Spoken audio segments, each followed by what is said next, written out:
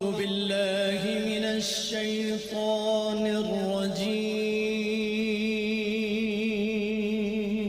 بسم الله الرحمن الرحيم بسم اللہ الرحمن الرحیم۔ ہمارے چینل میں آپ سب کو بہت خوش آمدید۔ امید ہے آپ خیریت سے ہوں گے اور ایک اچھی زندگی بسر کر رہے ہوں گے۔ عزیز دوستو، ہماری یہ دعا ہے کہ اللہ پاک آپ کو ہمیشہ خوش و خرم اور شاد و آباد رکھے، آمین۔ آج ہم آپ لوگوں کے لیے شعبان المبارک کے چوتھے جمعے کا وظیفہ لے کر حاضر ہوئے ہیں۔ جمعے کا دن تمام دنوں کا سردار دن ہے۔ جمعے کے دن کی بہت زیادہ فضیلت ہے، نہایت ہی افضل ترین دن ہے، اور اس دن میں ایک ساتھ ایسی بھی ہے کہ اس میں بندہ جو بھی دعا کرتا ہے وہ اللہ تعالیٰ کے حکم سے وہ قبول ہوتی ہے۔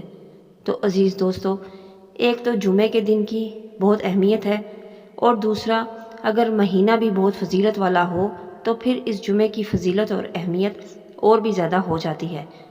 جیسا کہ ہم سب لوگ جانتے ہیں کہ شعبان المعظم کا مہینہ پیارے آقا صلی اللہ علیہ وسلم کا مہینہ ہے، اور اس مہینے میں انسان کی تقدیر لکھی جاتی ہے اور انسان کا نامہ اعمال اللہ کے حضور پیش ہوتا ہے۔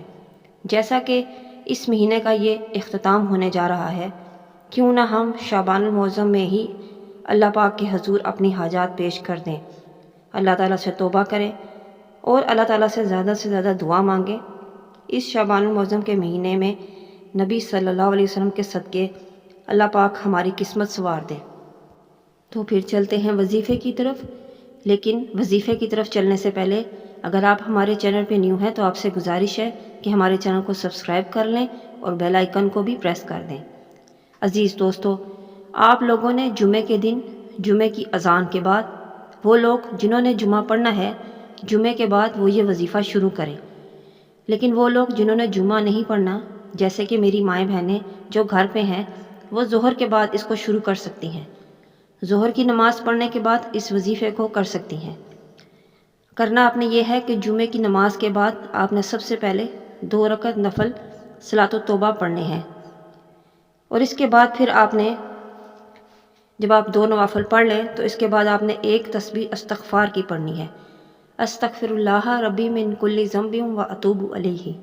یہ 100 بار آپ نے پڑھنی ہے ایک تسبیح۔ اس کے بعد آپ نے 100 بار پڑھنا ہے سبحان اللہ و بحمدہ سبحان اللہ العظیم۔ یہ ایک تسبیح آپ نے پڑھنی ہے 100 بار، یعنی کہ 100 بار پڑھنا ہے جو ایک تسبیح ہو جائے گی۔ اول اور آخر 3 بار درود ابراہیمی پڑھنا ہے۔